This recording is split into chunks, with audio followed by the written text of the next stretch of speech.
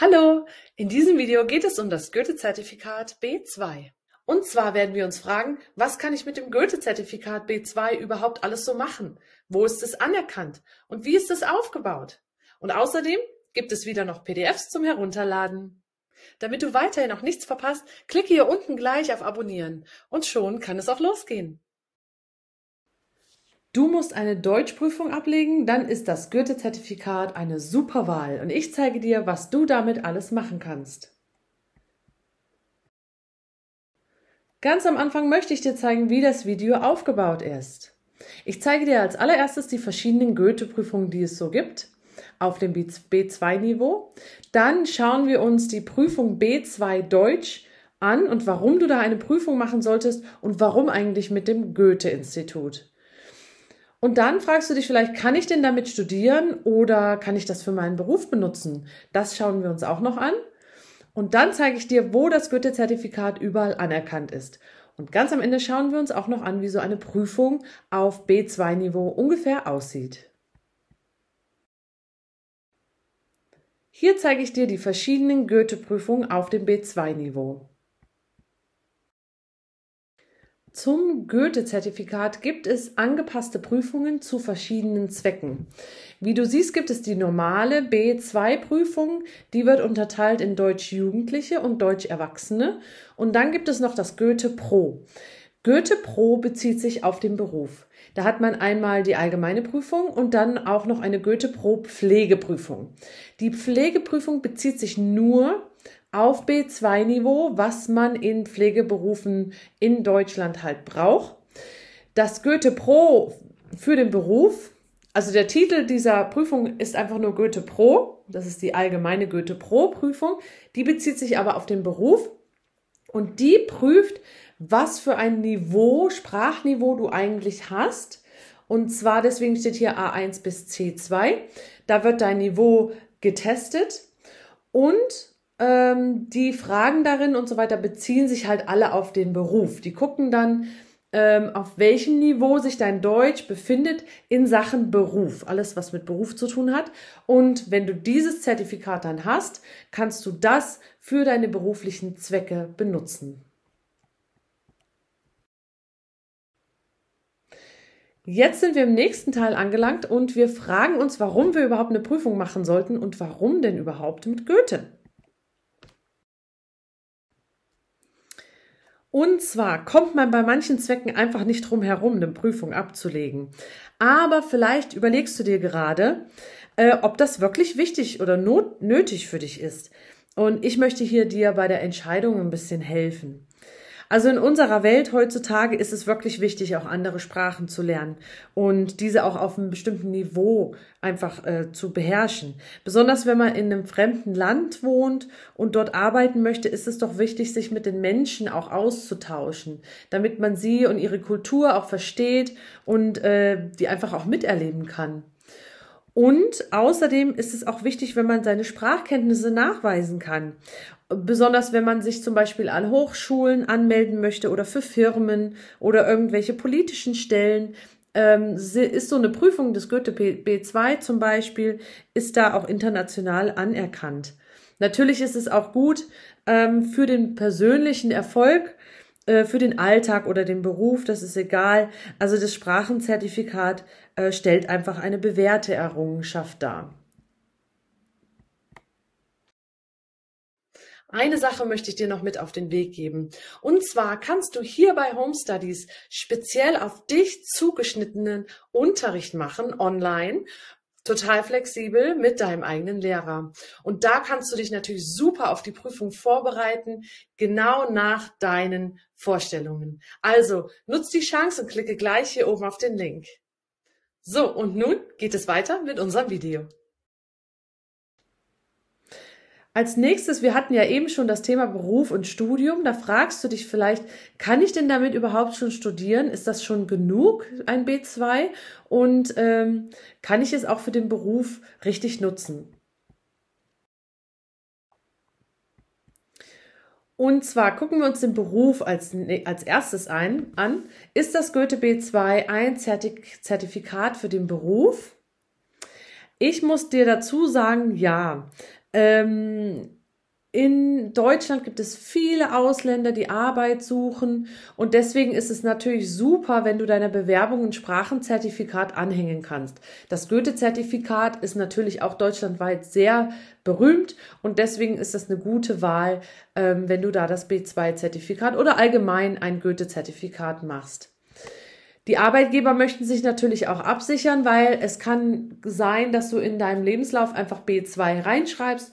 Ob denn das auch wirklich stimmt, wissen die Arbeitgeber ja nicht.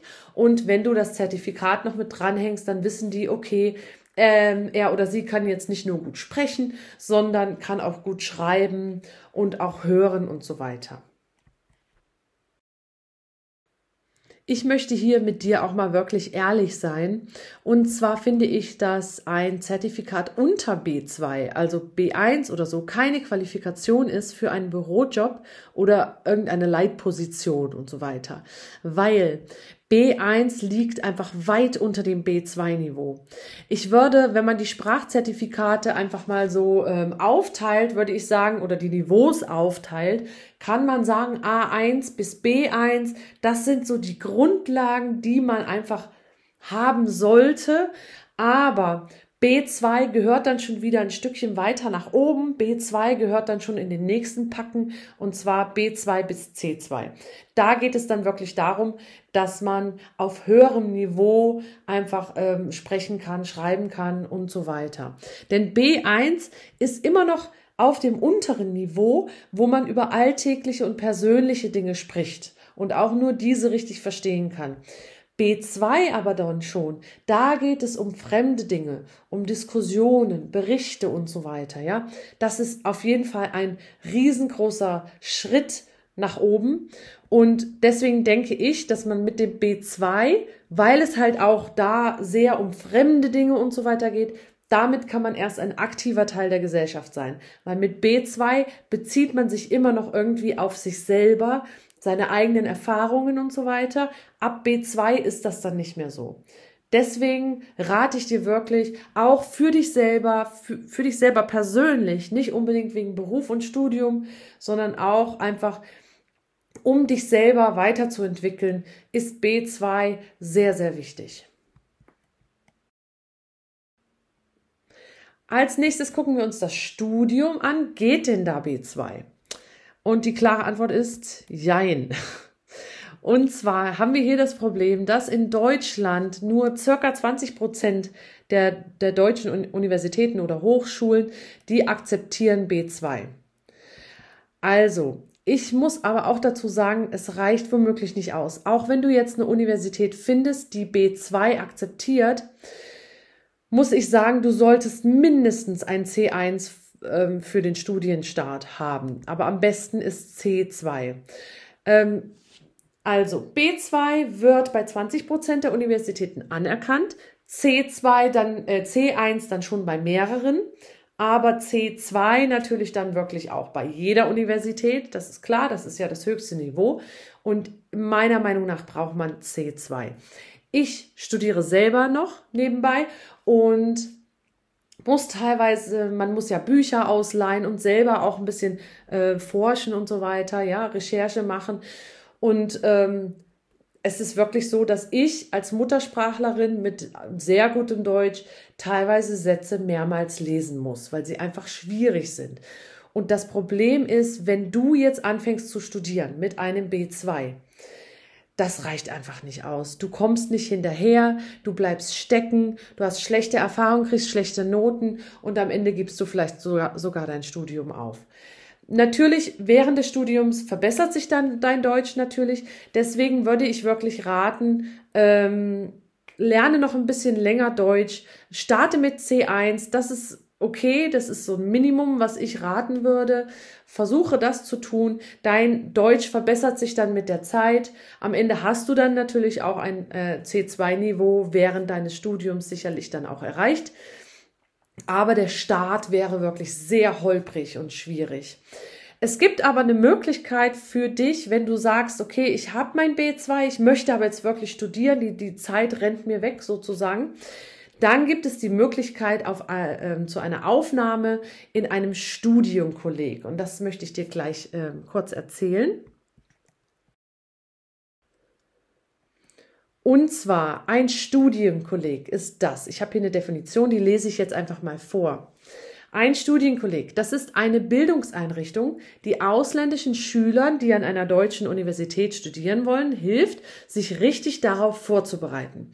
Manchmal wird nämlich der ausländische Schulabschluss nicht anerkannt, da es nicht dem deutschen Abitur gleichgestellt ist. Dann können die Schüler mit einem B2 Deutschniveau in das Studienkolleg aufgenommen werden und schon 2 Semester, also ein Jahr Kurse besuchen, die sie auf eine Feststellungsprüfung vorbereiten. Und damit können sie schon verschiedene Kurse wählen, die mit dem Studienfach auch zu tun haben. Und somit müssen sie dann später auch noch das C1-Niveau erlangen, sowie die Feststellungsprüfung bestehen, um dann offiziell an der Universität oder der Fachhochschule studieren zu können. Das Gute dabei ist, du hast ja dieses eine Jahr, du bist jetzt auf B2-Niveau, du hast dieses ganze Jahr, wo du schon Kurse belegst und gleichzeitig dein Deutsch verbesserst. Du kannst dann sicher locker ein C1 nach diesem Jahr machen und dann kannst du auch in die Uni aufgenommen werden, vorausgesetzt, die Universität oder die Hochschule akzeptiert C1. Auch nochmal Vorsicht hier bei dem Studium, das habe ich eben vergessen zu erwähnen, wenn du dich für Goethe entscheidest, solltest du trotzdem vorher nochmal schauen, welche Universität welches Zertifikat akzeptiert, weil es gibt manche Universitäten, die dir sagen, welche Prüfung du machen sollst, welche sie anerkennen, und es gibt teilweise auch interne Prüfungen. Das heißt, wenn du zum Beispiel in so einem Studienkolleg bist, kann es sein, dass du nach dem einen Jahr eine interne Deutschprüfung machst, die es dir dann erlaubt, auch an dieser Universität weiter zu studieren.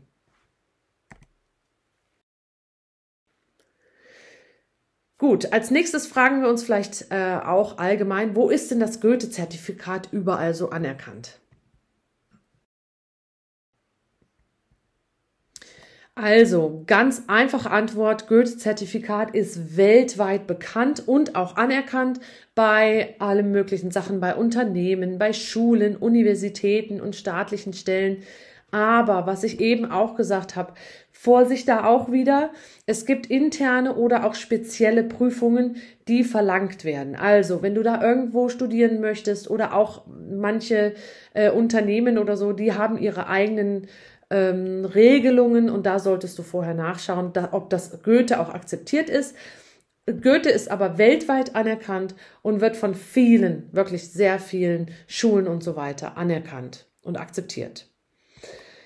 In Deutschland gibt es ja, wie wir gesehen haben vorhin, die allgemeine Goethe-Prüfung und auch die Goethe-Pro für den Beruf oder die Pflege.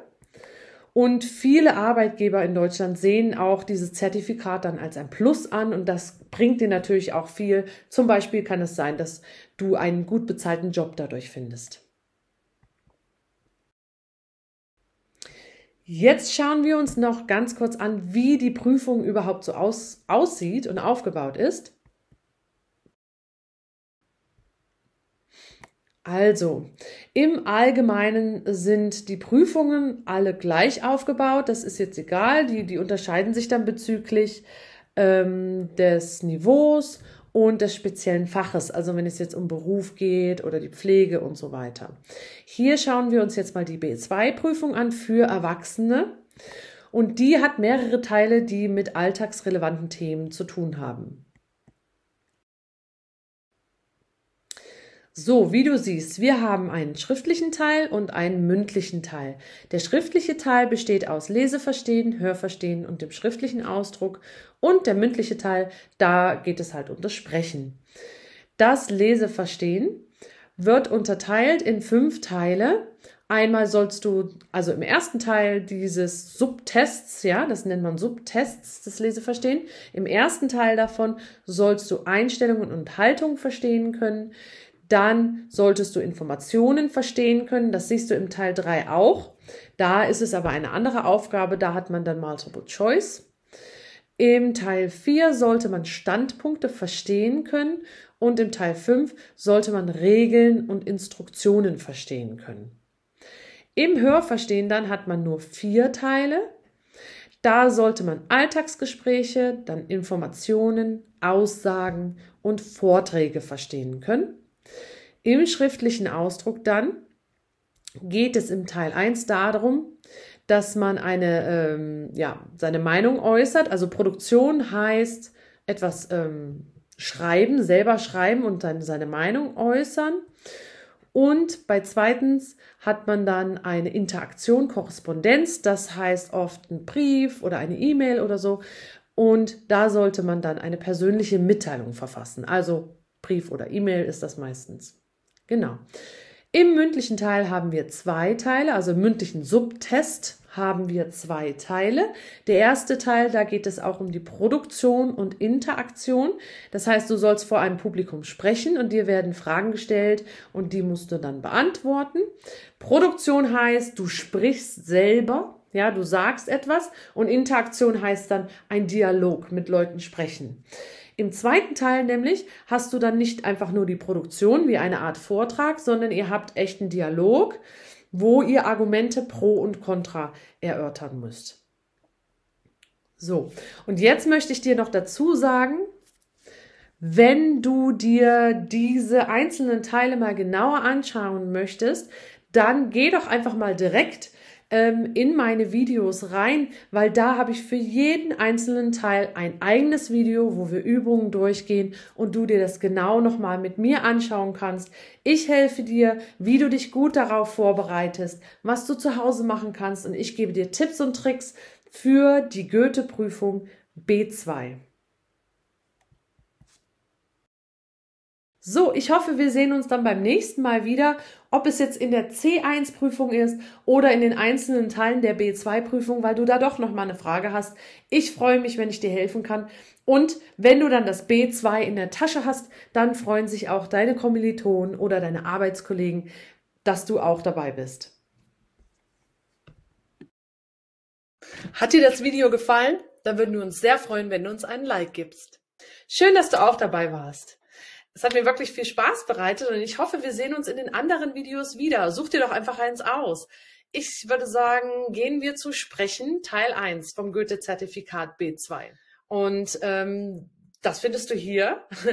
Und wenn du sagst, ach nee, ich will doch ein anderes, dann habe ich hier eine komplette Playlist für dich, wo du dir die Goethe B2 Teile der Prüfung aussuchen kannst und direkt losüben kannst. Also, wir sehen uns im Video wieder. Bis gleich. Ciao.